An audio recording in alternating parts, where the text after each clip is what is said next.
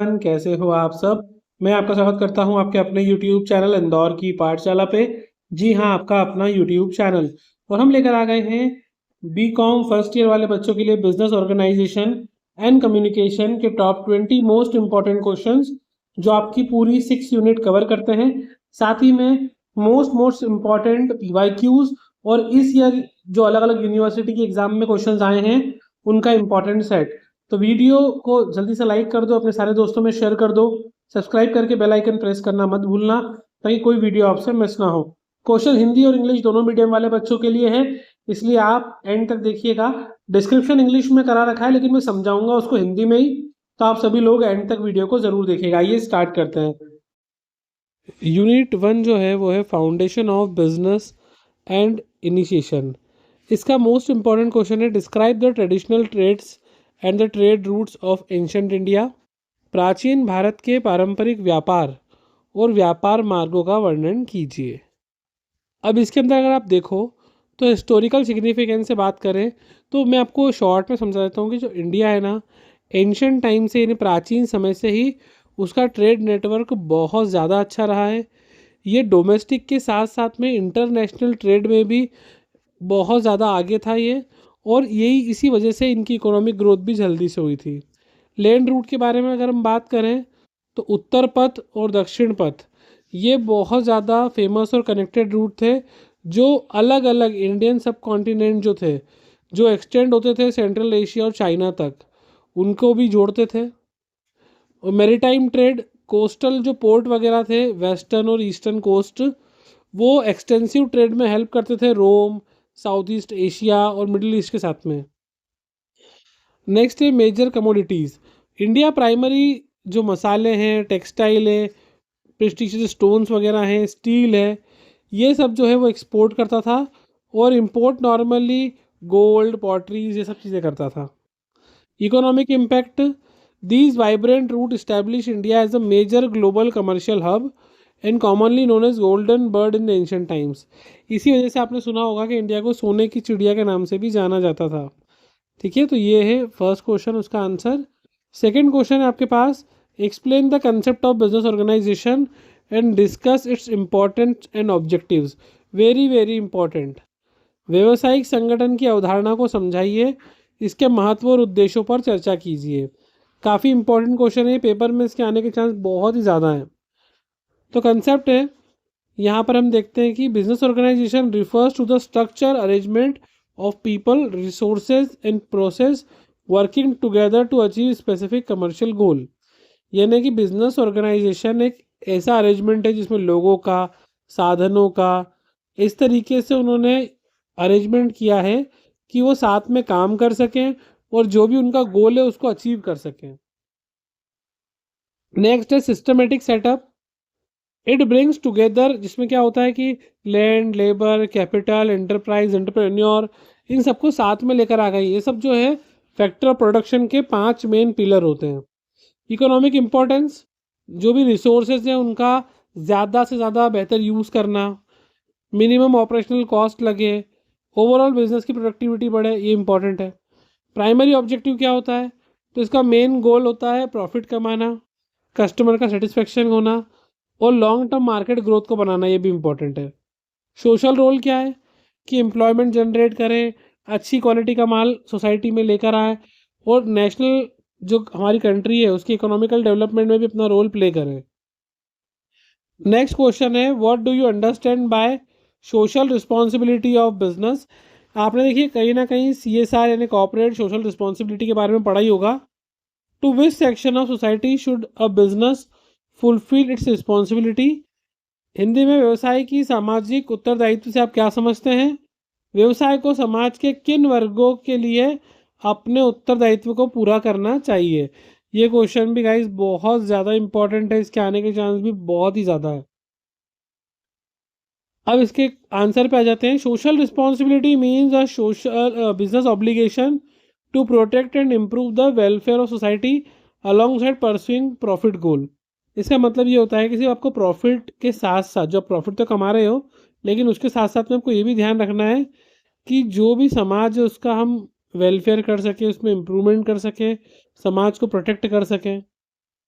Business के honour के प्रति क्या रिस्पॉन्सिबिलिटी होती है? उसको फेयर रिटर्न देना इन्वेस्टमेंट पे, फाइनेंशियल सेफ्टी प्रोवाइड करना, ट्रांसपेरेंसी होना चाहिए, बहुत ज़रूरी है ये। एम्प्लॉय के टुवर्ड क्या हमारी जवाबदारी होना चाहिए? उसको अच्छी वर्किंग कंडीशन प्रोवाइड करें, फेयर वेजेस प्रोवाइड करें, जॉब सिक्योरिटी प्रोवाइड करें, वेलफेयर फैसिलिटी जो जो एक वर्कर को चाहिए वो सब उसको देना चाहिए। नेक्स्ट है टुवर्ड कंज्यूमर, एक कंज्यूमर को रीजनेबल प्राइस में अच्छी क्वालिटी का माल बेचो, अनफेयर ट्रेड एडवांटेज या उनसे अनफेयर ट्रेड प्रैक्टिस मत करो। सोसाइटी या गवर्नमेंट के प्रति क्या जिम्मेदारी है? टाइम पे टैक्स वगैरह पे करो, ईमानदारी से टैक्स पे करो, इन्वायरमेंट को प्रोटेक्ट करो, कम्युनिटी डेवलपमेंट प्रोग्राम में सपोर्ट करो। तो ये कुछ इंपॉर्टेंट है। Next unit 2 form of business organisation and cooperatives, ये इंपॉर्टेंट है। देखिए इसमें सोल ट्रेडिंग बिजनेस, आप मान के चलिए क्वेश्चन सोल ट्रेडिंग बिजनेस या इसको सोल प्रोप्राइटरशिप भी बोलते हैं, यहाँ से आ सकता है। इसकी कैरेक्टरिस्टिक मेरिट और डीमेरिट बताना है आपको। यानी एकल व्यापार व्यवसाय क्या होता है और एकल स्वामित्व की आपको विशेषता, गुण और दोष बताना है। देखिए बहुत आसान है। सोल प्रोप्राइटरशिप मतलब क्या होता है? एक ही व्यक्ति बिजनेस को ओन कर रहा है, मैनेज कर रहा है, रन कर रहा है, कंट्रोल कर रहा है, सारा रिस्क भी वही ले रहा है, प्रॉफिट भी वही लेके जाएगा। सिंगल ओनरशिप होती है इसके अंदर, यानी पूरी कैपिटल वो खुद ही लगाता है, कोई भी उसके साथ पार्टनरशिप में नहीं होता है। इसके बहुत सारे फ़ायदे हैं, जैसे कि इसको बनाना आसान होता है, वो डिसीजन तुरंत अपने वे में ले सकता है, बिजनेस की सिक्रेसी मेंटेन रहती, किसी के पास जाती नहीं है, और उसका पर्सनल कांटेक्ट भी होता है काम करने वालों से, और जितना भी प्रॉफिट मिलता है, इनिशिएटिव मिलता है, सब अपने पास रखता है। डीमेरिट्स क्या है कि एक अकेले व्यक्ति के पास ज़्यादा कैपिटल होती नहीं है, तो अनलिमिटेड लाइबिलिटी जनरेट हो जाती है, उसकी जो भी नुकसान होगा खुद की जैसे भरना पड़ेगा, तो बाद में फिर कैपिटल लगाएगा कहाँ से? रिसोर्सेज भी कम होते हैं। लेक ऑफ कंटिन्यूटी, अगर मान लो ऑनर नहीं रहा तो बिजनेस कंटिन्यू कैसे होगा, ये भी प्रॉब्लम है। Suitability, the form is best suitable for small scale business, अगर आप छोटे स्केल पे काम करना चाहते हो तो आपके लिए बेस्ट। जैसे लोकल में आप एक किराने की दुकान खोल रहे हो, टेलरिंग यूनिट खोल रहे हो या ब्यूटी सैलून खोल रहे हो, तो सही है आपके लिए ये। नेक्स्ट क्वेश्चन है आपका पार्टनरशिप क्या है? कैरेक्टरिस्टिक्स मेरिट और डीमेरिट बताओ। देखिए मैंने शॉर्ट में एक्सप्लेन कर रहा हूँ। पार्टनरशिप क्या होती है? तो section 4 of Indian partnership act बोलता है कि अगर दो या दो से ज़्यादा लोग जो एग्री होते हैं प्रॉफिट को शेयर करने के लिए उस बिजनेस के लिए जो क्रेडिट बाय ऑल और any of them acting for all हो, तो उसको हम बोलते हैं पार्टनरशिप। यानी एक ऐसा संगठन जहाँ पर सब लोग मिलकर व्यापार चलाते हैं और सबके बदले या फिर कोई एक अकेला व्यक्ति भी व्यापार चला सकता है। अब अगर आप पार्टनरशिप की कैरेक्टरिस्टिक देखो तो मिनिमम 2 लोग होना चाहिए, मैक्सिमम 50 होना चाहिए, इनके बीच में रिटर्न एग्रीमेंट होता है, उसको पार्टनरशिप डीड बोलते हैं, पर ये बनाना कंपलसरी नहीं होता है, ऑप्शनल होता है। इसमें लाइबिलिटी क्या होती है? अनलिमिटेड, यानी कि सभी पार्टनर एक दूसरे के एजेंट होते हैं, यानी एक के भी काम के लिए दूसरा रिस्पॉन्सिबल होगा ही होगा। मेरिट्स क्या है इसके? भाई सब लोग मिलके पैसा लगाते तो लार्ज फाइनेंशियल स्टेटमेंट मिल जाती है हमको, काम बांट सकते हैं, रिस्क बांट सकते हैं, फ्लेक्सिबिलिटी आ जाती है। डीमेरिट्स क्या है इसके? कि लाइबिलिटी अनलिमिटेड है, ये बहुत ज़्यादा बड़ा डिसएडवांटेज है। पोटेंशियल कन्फ्लिक्ट्स, भाई फ्यूचर में लड़ाई झगड़े कन्फ्लिक्ट्स वगैरह आ सकते हैं किसी भी अच्छे फ्रेंड के बीच में, बिजनेस के बीच में। Can rise among members and there is strict transferability of share, ये अपने शेयर किसी दूसरे व्यक्ति को ट्रांसफ़र नहीं कर सकते हैं, ये ध्यान रखना है आपको, बहुत ज़रूरी। लास्ट पॉइंट है legal status. The firm registration is optional, जैसा मैंने आपको बताया था कि रजिस्ट्रेशन कंपलसरी नहीं होता है, but registration provide several legal safeguard to the partner. But देखो फिर भी करवा लेना चाहिए आपको एग्रीमेंट, ताकि फ्यूचर में कोई कॉन्सिक्वेंस ना आए। नेक्स्ट क्वेश्चन है what do you mean by cooperative organisation, its characteristics, merits and demerits. देखिए कोऑपरेटिव ऑर्गेनाइजेशन क्या होता है? जहाँ पर लोग वॉलेंटरी अपना ग्रुप बनाते हैं, इंडिविजुअल लोग, और अपना ही एक दूसरे की हेल्प करने के लिए बनाते हैं, normally social benefits. Service motive होता है इनका, ये प्राइवेट कंपनी जैसे नहीं होते हैं। कोऑपरेटिव जो होती है इनका मेन काम होता है जो अपने मेंबर्स हैं उनका वेलफेयर करना, उनकी हेल्प करना। डेमोक्रेटिक कंट्रोल, सब लोग मिलके यहाँ पे वन मैन वन वोट वाला काम होता है ना। यहाँ पे ऐसा कुछ भी नहीं है कि आप कोई ज़्यादा इंपॉर्टेंट है कोई कम इंपॉर्टेंट, सभी को एक इक्वल वोट देने का राइट मिलता है। इसका मेरिट बनाना आसान होता है, सभी लोगों की सिंगल मेंबरशिप होती है, लिमिटेड लाइबिलिटी होती है, एलिमिनेशन ऑफ मिडिल मैन, इसमें कोई मिडिल मैन नहीं होता है। डीमेरिट्स क्या है? वही कि सब लोग, कभी अगर गरीब लोग लगाते तो कैपिटल की प्रॉब्लम आ सकती है, अच्छे मैनेजमेंट की प्रॉब्लम होती है, इंटरनल फ्रिक्शन हो सकता है या करप्शन वगैरह हो सकता है, ये प्रॉब्लम होती है। यूनिट सी है हमारी कंपनी एंड मल्टीनेशनल कॉरपोरेशंस। देखिए जॉइंट स्टॉक कंपनी क्या होती है, उसके फीचर बताना है आपको, कंपनी की परिभाषा और उसकी मुख्य विशेषता। तो कंपनी एक आर्टिफिशियल पर्सन है created by law having perpetual existence and common seal. ये कंपनी की डेफिनेशन देख रखी है। कंपनी एक्ट 2013 के हिसाब से कॉमन सील वाला वर्ड हटा दिया है। अब आर्टिफिशियल पर्सन क्या होता है कि कंपनी भी पर्सन है हमारे जैसा, बट वो आर्टिफिशियल है क्योंकि उसको लॉ ने बनाया है, बाकी पूरा काम वो ह्यूमन जैसा ही करती है। आप उसके नाम से अकाउंट खोल सकते हो, वो दूसरे पे स्यू कर सकती है, आप पे भी स्यू कर सकती है, आप भी उस पर स्यू कर सकते हो। तो कंपनी एक आर्टिफिशियल पर्सन है। इसमें शेयर होल्डर की लाइबिलिटी क्या होती है? लिमिटेड होती है ना, जितना वो शेयर परचेस करेंगे उसकी नॉमिनल वैल्यू तक ही लाइबिलिटी होती है आपकी। अब अगर हम ट्रांसफ़र करने की बात करें तो पब्लिक कंपनी जो है वो शेयरली इजीली खरीद सकती है, बेच सकती है, प्राइवेट कंपनी नहीं कर सकती। सेपरेशन ऑफ ऑनरशिप, यहाँ पे शेयर होल्डर कंपनी के मालिक होते हैं, but it is managed by the professionally listed board of director. मतलब नॉर्मली देखा जाए तो भले ही शेयर होल्डर इसके मालिक होते हैं, लेकिन इनको पूरा मैनेजमेंट कौन करता है? इनके इलेक्टेड बोर्ड ऑफ डायरेक्टर करते हैं। अगला क्वेश्चन है प्राइवेट कंपनी क्या होती है? पब्लिक कंपनी और प्राइवेट कंपनी में डिफरेंस बताओ। निजी कंपनियां क्या है और इनके बीच में अंतर। तो ध्यान रखना, प्राइवेट कंपनी जो होती है इसमें क्या होता है, इनके पास शेयर को ट्रांसफ़र करने का राइट नहीं होता है, ये पब्लिक से शेयर इन्वाइट नहीं कर सकते बिल्कुल भी। प्राइवेट कंपनी में जो मिनिमम मेंबर होते हैं वो 2 होते हैं और मैक्सिमम 200 होते हैं। इसमें ये भी ध्यान रख सकते हो कि प्राइवेट कंपनी के लास्ट में पीवीटी लिमिटेड लिखा होता है। वहीं अगर आप पब्लिक कंपनी की बात करें, सबसे पहले ध्यान रखना कि ये पब्लिक में शेयर खरीद बेच सकती है आराम से, इजीली ये पब्लिक में अपने शेयर इशू भी कर सकती है, ये प्रॉस्पेक्टस के ज़रिए आराम से अपना काम कर सकती है, जबकि प्राइवेट कंपनी प्रॉस्पेक्टस इशू नहीं कर सकती, पब्लिक कंपनी बिल्कुल कर सकती है। पब्लिक कंपनी के अंदर मिनिमम 7 मेंबर होते हैं और मैक्सिमम जो होते हैं वो होते हैं अनलिमिटेड, ये ध्यान रखना है आपको। इसके बाद सफिक्स मैंने बताया, जो भी प्राइवेट कंपनी होती है उनके लास्ट में पीवीटी लिमिटेड या प्राइवेट लिमिटेड लिखा होता है और पब्लिक कंपनी के लास्ट में सिर्फ लिमिटेड लिखा होता है। अब what do you mean bye multi national corporation? MNC क्या होती है? एमएनसी का मतलब रोल बताना है इंडिया में। बहुराष्ट्रीय निगमों किसे आप क्या समझते हैं? भारत में एमएनसी की भूमिका समालोचनात्मक परीक्षण कीजिए। मतलब आपको एमएनसी की भूमिका के बारे में बताना है। MNC are the giant business enterprise that operate in their home country as well as the multiple other foreign country। मतलब कि अपनी कंट्री में तो काम करते ही है, अपनी कंट्री के साथ साथ में दूसरी कंट्री में भी काम करते हैं ग्लोबली। नेक्स्ट है communication process theories and barriers. Traditional mean of communication के बारे में बताना है, कुछ एग्जाम्पल बताना है आपको।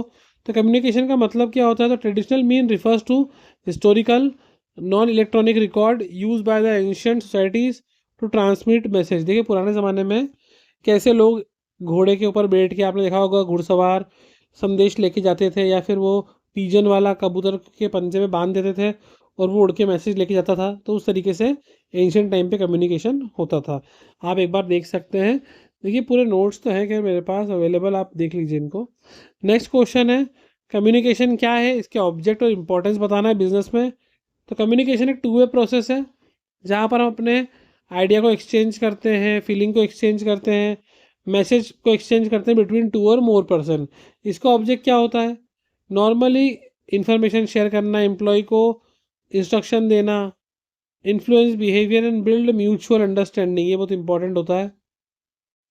नेक्स्ट जो क्वेश्चन है वो आपके सामने है, discuss the meaning and elements of group discussion and debate. Dos and don'ts of the group discussion.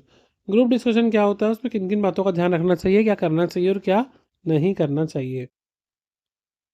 तो group discussion is a formal interaction process where the group exchange view on a specific topic to जज communication and the analytical skills.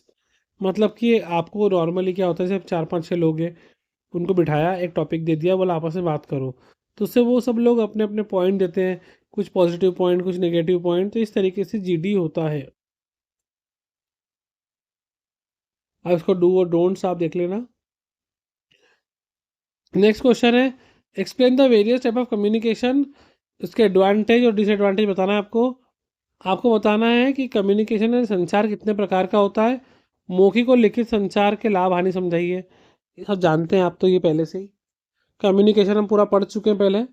तो verbal क्या होता है, जहाँ पर spoken word वगैरह, face talk वगैरह, मीटिंग, टेलीफोनिक कॉल का यूज़ करते हैं। रिटर्न में हम लेटर या रिपोर्ट या मेल वगैरह लिख के भेजते हैं। बाकी इनके प्रोज कॉन्स आपको पता ही है। नेक्स्ट क्वेश्चन है, कम्युनिकेशन की प्रोसेस क्या होती है, बताओ उसके मेन एलिमेंट। तो देखो, कम्युनिकेशन की प्रोसेस में पहले कौन होता है, एक सेंडर होता है। ये क्या करता है, इनकोड करता है। किसको करता है, मैसेज को करता है। मैसेज एक मीडियम के थ्रू जाता है, यहाँ पे एक मीडियम आ गया। फिर यहाँ पे रिसीवर इसको रिसीव कर लेगा, फिर ये उसको डिकोड करेगा, समझ लेगा अपन ने क्या पूछा चाहते हैं, और ये वापस यहाँ क्या देगा, अपना फीडबैक। तो ये पूरी प्रोसेस होती है कम्युनिकेशन की। अगला क्वेश्चन वेरी इंपॉर्टेंट है, ये बहुत ज़्यादा इंपॉर्टेंट है। बैरियर्स ऑफ इफेक्टिव कम्युनिकेशन या बैरियर ऑफ कम्युनिकेशन, उसको ओवरकम कैसे करना है, ये भी बहुत ज़रूरी है। कम्युनिकेशन में पहले भी करा चुका हूँ मैं, काफ़ी इंपॉर्टेंट है, पेपर में इसके आने के चांस बहुत ज़्यादा है। एरर जैसे सेमेंटिक एरर, ये नॉर्मली कंफ्यूजिंग वर्ड यूज़ करना, जार्गन्स वगैरह यूज़ करना। साइकोलॉजिकल बैरियर, आप गुस्से में हो, मिसट्रस्ट है, स्ट्रेस है, तो समझ में नहीं आती बात सामने वाले की। ऑर्गेनाइजेशन बैरियर, आप हिरारिकल रूल फॉलो करते हो, बहुत ज़्यादा शोर शराबा है, फिजिकल डिस्टेंस बहुत ज़्यादा है, ये प्रॉब्लम है। रेमेडी क्या है, सिंपल लैंग्वेज यूज़ करो, सुनने की आदत डालो, लेयर्स वगैरह कम करो ऑर्गेनाइजेशन में, और फीडबैक ओपन रखो कि हर कोई इंसान अपना फीडबैक दे सकता है। Unit 5 business correspondence and report. पहला question, what do you mean by business correspondence, need of business correspondence and mention the types. व्यापारिक पत्राचार से आप क्या समझते हैं, व्यापारिक पत्राचार की अवधारणा की चर्चा कीजिए, व्यापारिक पत्रों के प्रमुख प्रकार बताइए, वेरी इंपॉर्टेंट। देखिए, इसको ध्यान से कर लेना आप, अभी मेरे पास टाइम थोड़ा सा कम भी है, ये आप देख सकते हो। सारे लेटर कंप्लेंट वगैरह लिखना है आपको। अगला क्वेश्चन है, असेंशियल और characteristic of ideal business letter. एक आदर्श व्यवसायिक पत्र की अनिवार्यता विशेषताओं पर प्रकाश डालिए। एक क्लियर होना चाहिए, सिंपल होना चाहिए, कर्टियस होना चाहिए, कंसाइज होना चाहिए, कंप्लीट होना चाहिए, करेक्ट होना चाहिए, यानी कि बिल्कुल क्लियरिटी हो कि हम क्यों लिख रहे हैं। कर्टेसी, हमारी टोन पोलाइट होना चाहिए, रिस्पेक्टफुल होना चाहिए। कंसाइंस मतलब होता है बिल्कुल फैक्ट पे आधारित डायरेक्ट बात होना चाहिए। कंप्लीटनेस मतलब सब चीज़ प्रॉपर लिखी हो, कुछ छोटा नहीं हो उसके अंदर। और करेक्टनेस, कोई स्पेलिंग मिस्टेक, ग्रामर मिस्टेक वगैरह नहीं होना चाहिए। नेक्स्ट है, what do you mean bye report. Report क्या होती है, discuss the usefulness and precaution while preparing a report. Report क्या है, इसको लिखते समय कौन कौन से प्रिकॉशन ध्यान में रखना चाहिए। देखिए, आपको ध्यान रखना है कि रिपोर्ट जो होती है फॉर्मल स्ट्रक्चर डॉक्यूमेंट होती है, जो नॉर्मली हम प्रेजेंट करते हैं फैक्चुअल इन्फॉर्मेशन के बारे में स्पेसिफिक ऑडियंस को, ताकि वो डिसीजन मेकिंग कर सके। तो रिपोर्ट बनाते कैसे, एक बार लिख के देख लेना, रिपोर्ट बनाना आ सकती है, इंपॉर्टेंट है आपके लिए वो। नेक्स्ट जो है यूनिट 6 से है, ओरल कम्युनिकेशन, आईटी और इंटरनेशनल कम्युनिकेशन। तो what is the form of communication are being use in modern business. Modern business या वर्ल्ड में कौन सा कम्युनिकेशन आ रहा है। आधुनिक व्यवसाय जगत में संचार के किन रूपों का उपयोग किया जा रहा है, उनके लाभों पर चर्चा करना है। जैसे मॉडर्न फॉर्मेट है, तो ईमेल आ गया, वीडियो कॉन्फ्रेंस आ गया, इंस्टेंट मैसेज आ गया, है ना, इससे स्पीड होती है, कनेक्टिविटी मिलती है, कम खर्चा लगता है, ऐसा। और लास्ट क्वेश्चन है, write a note on e commerce as a mode of communication under global business. वैश्विक व्यापार के तहत संचार के माध्यम के रूप में ई कॉमर्स में नोट लिखिए, वेरी इंपॉर्टेंट। ई कॉमर्स मतलब होता है इलेक्ट्रॉनिक कॉमर्स, जब हम बाइंग सेलिंग करते हैं गुड्स की और सर्विसेज की थ्रू द इलेक्ट्रॉनिक सिस्टम, इसको बोलते हैं ई कॉमर्स। तो guys, all the very best. I hope 20 question आपको बहुत हेल्पफुल लगेंगे। हम मिलते हैं बहुत जल्द नेक्स्ट वीडियो में आपके साथ। All the very best.